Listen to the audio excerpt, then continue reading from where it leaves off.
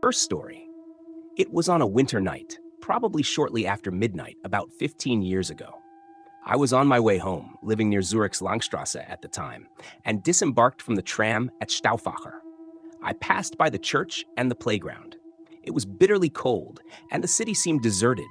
Not a soul anywhere. There was some snow on the streets and paths, mostly ice that groaned and crunched with every step I took. Shortly before the Volkshaus, I noticed a little man approaching. He was almost 2 heads shorter than I, with black hair combed back with gel, a mustache, and a goatee. What irritated me from afar was that the man wasn't wearing a jacket, just a white shirt and a black leather gilet. Yet, the cold didn't seem to bother him. As he got closer, I noticed something else. His footsteps were absolutely silent. This man walked across the ice as quietly as Legolas, but seemed to do so with a demonic grace. Initially, I thought my stomping would drown out his footsteps. I changed my pace, but no matter how I walked, the man simply couldn't be heard. The closer he got, the more he irritated me.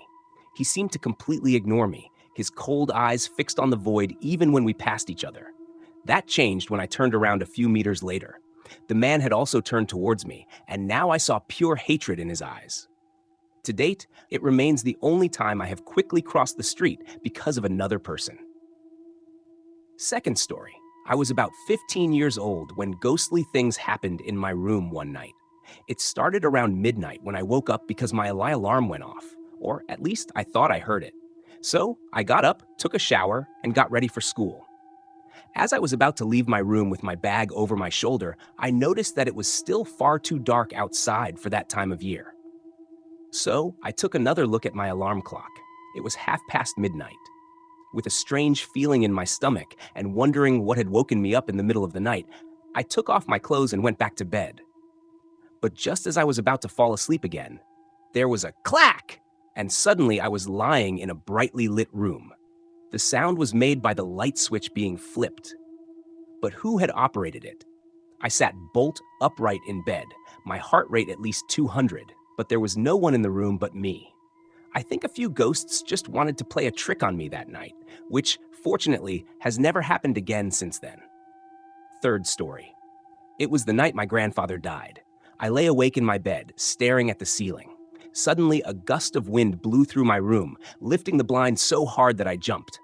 The room's door was closed. There couldn't be a draft. To this day, I am certain it was my grandfather passing through the house one last time to say goodbye to me. I don't really believe in ghosts, but it was still a little scary. Fourth story. We were at the scout camp in Hoch Ibrig, and I was finally about to be promoted to the ranks of the older scouts. Of course, we, the younger ones, first had to pass a test of courage.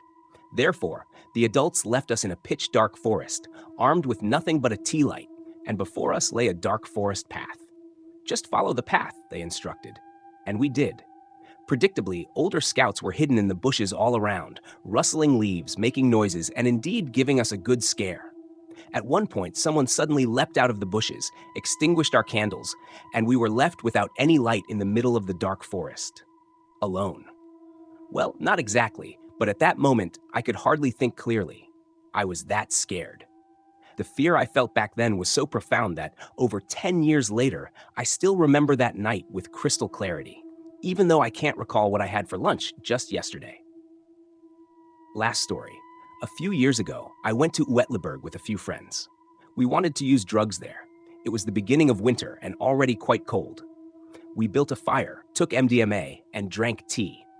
As the serotonin started to take effect in our bodies, we felt joyful and looked down at the city. We sat by the fire, chatting, or just staring into space. Everyone did whatever they felt was best. However, our peaceful gathering was soon disturbed. In the distance, we noticed the headlights of a car making its way up the narrow road.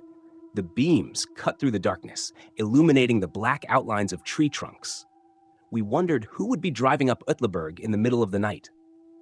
The car stopped about 50 meters from us, near what must have been a garbage bin, as we observed someone getting out to dispose of a large trash bag before driving away. Naturally, this made us quite paranoid, especially under the influence of drugs. We debated for a long time whether we should check what had been thrown away. Could it be illegal green waste? A dismembered body? Just as two of my friends were about to investigate the bin, we saw more lights approaching. It was a police car. Like the car before, it stopped near the garbage bin. We couldn't see exactly what was happening there. In my drug-altered state, I remember the two police officers opened the lid of the garbage bin and looked inside. Did they remove a trash bag?